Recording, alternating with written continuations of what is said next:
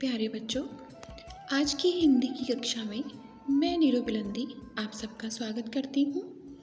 आज की इस वीडियो में हम पढ़ने जा रहे हैं वसंत का पाठ 1 ध्वनि, जिसके रचयिता हैं सूर्यकांत त्रिपाठी निराला जी। तो चलिए शुरू करते हैं।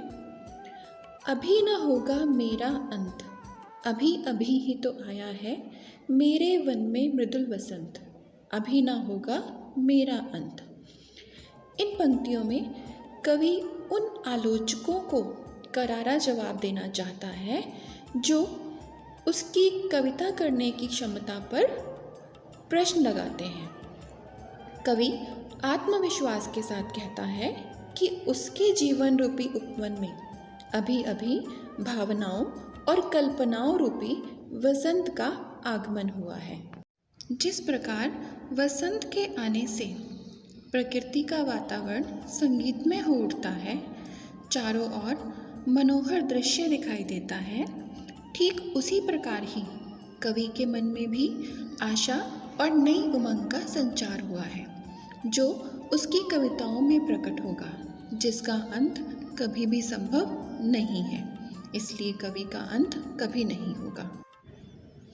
हरे हरे ये पात डालियाँ कलियाँ कोमल गात, पात अर्थात पत्ते, गात अर्थात शरीर, मैं ही अपना स्वपन मृदुल कर, मृदुल अर्थात होता है कोमल, फेरूंगा निद्रित कलियों पर, निद्रित अलसाई हुई सोई हुई, जगह एक प्रत्यूष मनोहर, प्रत्यूष अर्थात प्रातःकाल।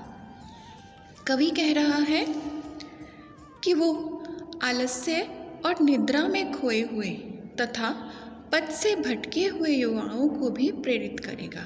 जैसे वसंत में प्रत्येक पत्ता हरा, डालियाँ कोमल और कलियाँ अधखिली होती हैं, और वसंत उन कलियों को अपने सपनों जैसे मधुर और कोमल हाथों से जगाकर नए सवेरे का आरंभ करता है, उसी प्रकार कवि भी अपनी कविता के नए और ओजस्वी विषयों से युवाओं में उमंग और उत्साह का संचार करके उन्हें आलस्य से जगाकर सही मार्ग पर लाकर उनके भविष्य का निर्माण करेगा, जिससे वे सही पथ पर आगे बढ़ें।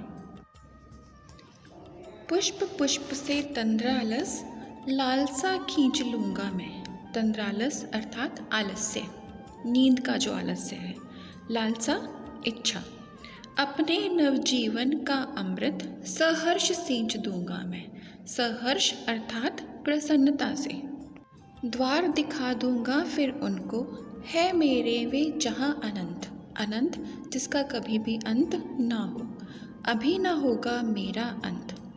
इन पंक्तियों में कवि कहता है कि जैसे वसंत कलियों के आलस्य को खींचकर उन्हें खिला देता है और उनमें अपना अमृत रस डालकर नवजीवन का संचार करता है, उसी प्रकार कवि भी प्रत्येक युवक में आशा का संचार करके उनके मन में आलस्य की भावना को दूर करके उनके जीवन को आशा और नए उत्साह से भर देगा। कवि युवाओं के जीवन को उज्जवल भविष्य की ओर ले जाना चाहता है, जिससे वे वसंत की भांति अनंत काल तक अपनी शोभा बिखेरते रहें। इस प्रकार वह उन युवाओं तथा अपनी कविताओं के रूप में सदैव जीवित रहेगा और इस प्रकार उसका कभी भी अंत नहीं होगा। प्यारे बच्चों, आशा करती हूँ कि आपको इस कविता की व्याख्या अच्छे से समझ में आई होगी।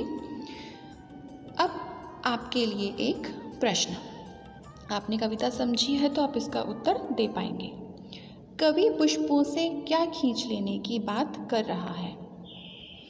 आपके विकल्प हैं पराग, सुगंध, आलस्य और स्वप्न।